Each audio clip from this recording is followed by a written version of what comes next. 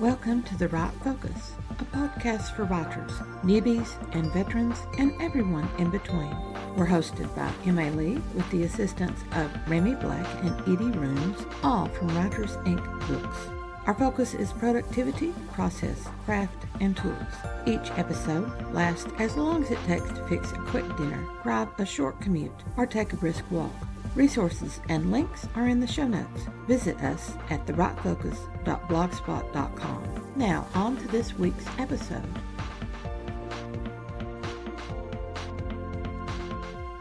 Hi, all. Herewith is our 5th check-in for the Summer Writing Challenge, early in July.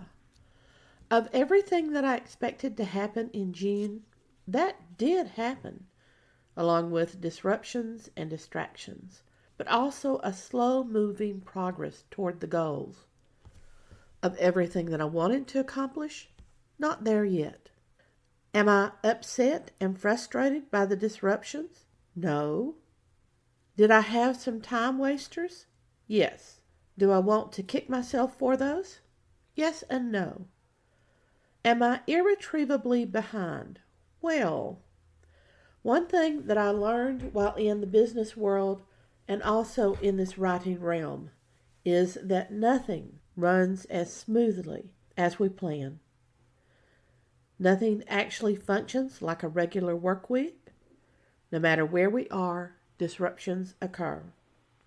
In my old job, where I spent close on 30 years, and in the jobs I had before that, one approximately 8 years or so, the workplace enforced a schedule. It tried to maintain it by eliminating disruptions and distractions, but those occurred weekly. I hated it for that enforced schedule. I felt chained to the work building with a constant on-demand performance that had a do-or-die attitude. I did do, but I paid for it with a high stress level. I could make writing that way. A workplace that prevents distractions and disruptions, on-demand performance, a do-or-die attitude. But I want to enjoy my writing. I do not want creativity to suffer. In my old work, parts of it I enjoyed. Parts of it I hated. Parts of it I just survived. The parts I loved are still difficult to untangle from the parts that I hated. I'm at the point now, after all those decades of stress, that I can set my own pace. When I want to write beside a mountain stream, I do so. When a task isn't working, I can switch to a different one.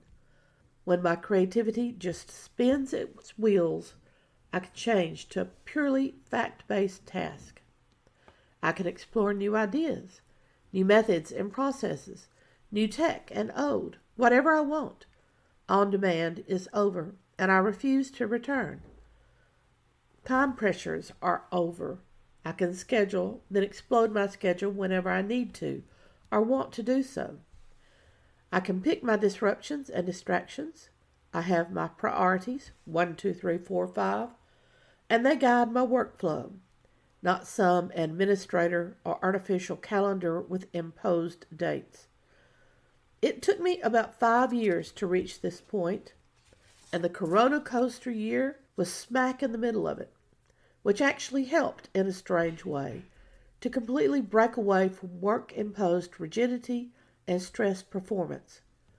I hope you reach a similar point with your writing. Low stress on deadlines, a work ethic that can accept reasonable distractions and disruptions, performance criteria that meet your high standards, not someone else's. A holdover from my work world habits, one that has carried into my writing world, is to overschedule, and I certainly overscheduled my task for the Summer Writing Challenge, especially with Project 2.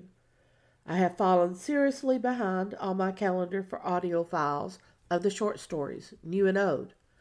I am falling behind on the short story writing. A false start on the first story, 3 false starts on the second story. We shall see with the third story. The ideas for its major movements came easily enough. As one does in free time, we contemplate what the cause of a particular niggling problem could be. I've wondered over the past few days if my problem is the theme for this collection of short stories. Beware the vengeance for those wronged. I love that theme, but am I the one to write it? I do not like grim dark stories, and both of the stories lean heavily into the grim dark with their endings. That fits for the theme, but golly, my characters are more murderous than I expected. The ending of the first story shocked me. The ending of the second I expected, but not quite so ruthless. Suitable for the characters and the situations, but maybe that's the reason these two stories gave me problems. Do your characters ever shock you like that? Do you argue with him? Yes, I know. I understand the reason. But does it have to be so, mean? When we analyze our writing, we usually look at it as genre fit or money making. But do you ever, well, let's not venture down that path. Geez, self, it's not the time to go deep. Let's get to the check-in. Wednesday, 3 writing tasks as scheduled, a webinar to improve marketing skills, then 2 writing sessions, one before the webinar, one after, for a guesstimate of 1,500 words. It's the 4th start to the 2nd short story. I woke with the idea burning in my brain. After 3 false starts, I tiptoed into the story, but the writing went well. Thursday was an unexpectedly super day. After morning errands, I tackled the story again in 2 sessions, the second which ran longer than anticipated, but I did not want to stop. I added 2,400 words, and I have a long jot list of research to do. Friday, no writing work, as expected. Saturday, bright and early, I started with the research to-dos. I started with the simple things, which took longer than expected. Research always takes longer, especially when the search engine can't believe I want to look up that particular thing, because nobody else does. For example, what are those small, man-sized gates beside the larger castle gates called? Wicket gates. Here's a big rabbit hole, the different kinds of bread in medieval England. Several types can be found. The 4 main types, specific to England, are wastel, chet, cocket, and tort. Wastel is high quality. Chet, or cheat, is like whole wheat. Cocket is cracker-like. Tort is a brown bread, very coarse, with a husk of the grain in it. I had to look up, again, the different parts of a knife. I seem to look this up with every book. Do I remember it? No. The medieval town watch. That took a long time. When I surfaced, oh my, how much time. I had other items to research, details that are more boring than those. I did manage 1 session of writing, 850 words, but I'm close to the end and the research is inserted with sticky notes at the appropriate places. It might seem that research should not consume the majority of a writing day. Those details, though, help create the world for the reader. Only a snippet of the research enters the story, and we spend hours on that snippet, and the actual writing suffers. Or does it, in creating the world for the reader? A character may slip out the wicket gate while the guards argue with a driver on an overladen wagon that stopped at the main gate. Or a character may crack a cocket into a brothy soup to give it some heft, and so easily the reader is part of the past. Sunday, I woke up with a story burning to be finished, but I didn't get to it until mid-afternoon. 1,700 words in 2 sessions, but it's done. Yippee! My hand felt broken. It's good. The title is Keen-Edged Dagger, and the dagger's use is expected and unexpected. Surprise! This story is part of a long series, and 3 characters from previous stories entered and played clever roles from the 50% to the 75% points. The revenge is deserved, and it also is expected and unexpected. The new main character will be truly part of the series going forward. 4 days to write, but I had a lot of hair pulling and 3 false starts. Monday, 4 sessions, totally devoted to writing. I began by setting up this story's document, formatting to match the other stories in the series. Front and back banner in, title page in, which comes from the cover designer, and then I repeated all this for the remaining 3 stories in the collection. Then I completed the draft for this short story with a jot list of more research to do.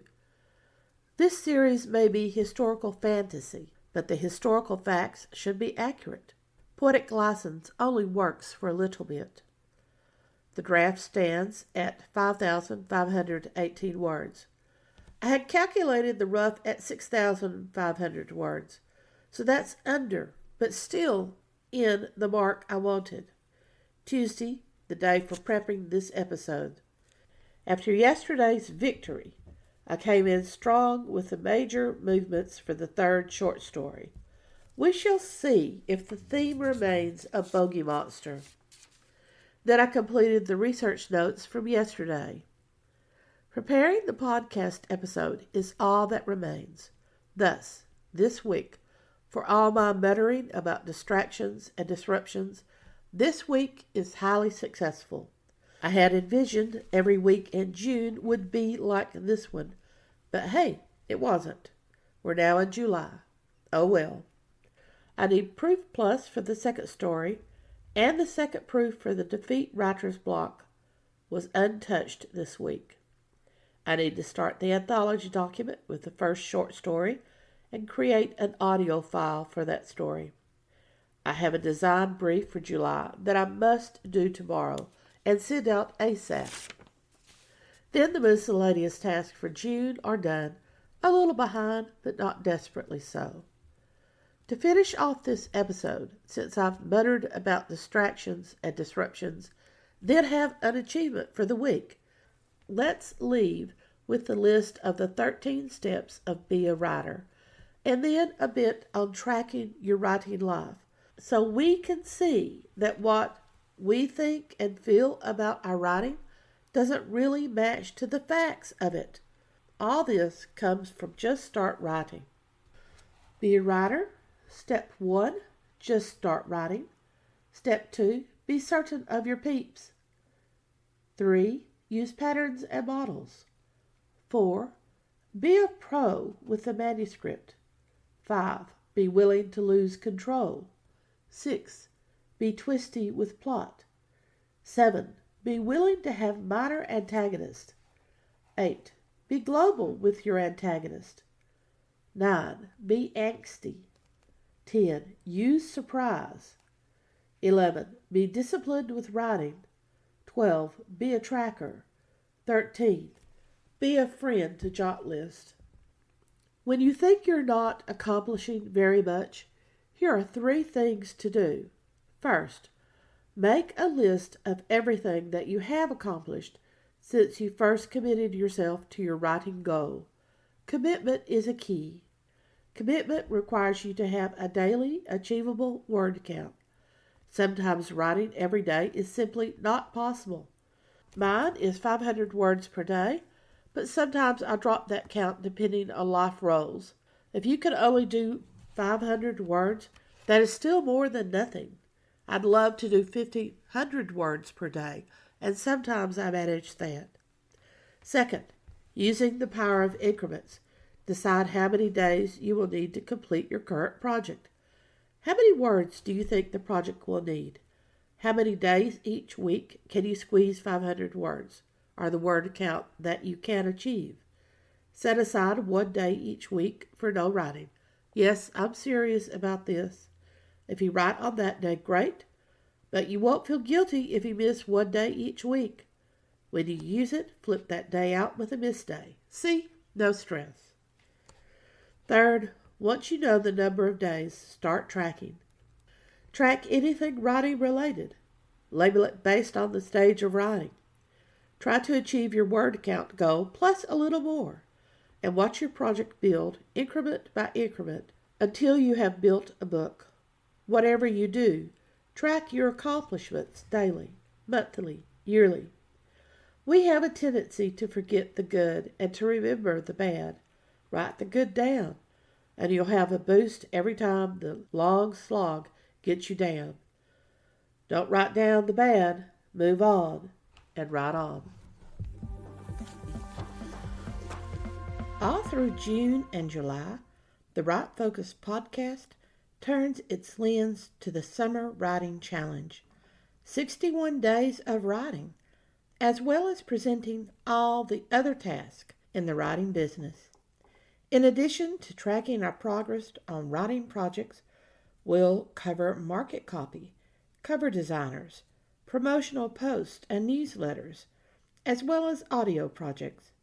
These are just a sample of the myriad additional tasks performed by every writer, indie or traditionally published. Posts covering the previous week's work will be recorded on Tuesday evenings and published on Wednesday mornings. Join us as we detail the accomplishments and failures for every writer's summer challenge. Thanks for listening to The Write Focus, a podcast for writers at all levels, hosted by Emma Lee from Writers Inc. Books, assisted by Renee Black and Edie Runes. Our focus is productivity, process, craft, and tools. Music is licensed through Audio Jungle, called Background Music Loop. Its creator is Alexander Polishchuk, known on Audio Jungle as Plastic 3. The music comes in different iterations. Show notes and resource links for this and other episodes can be found at thewritefocus.blogspot.com. Write to us at linkbooks@aol.com when you have questions, comments, and speculations. We will try to answer you as quickly as possible. By the way, we will not mind your email address. That's rude. If you find value in our content, share with your writing friends or write a review. We're small beans here without the advertising budget of the big peeps, and you can make a difference. And whatever occurs, write on.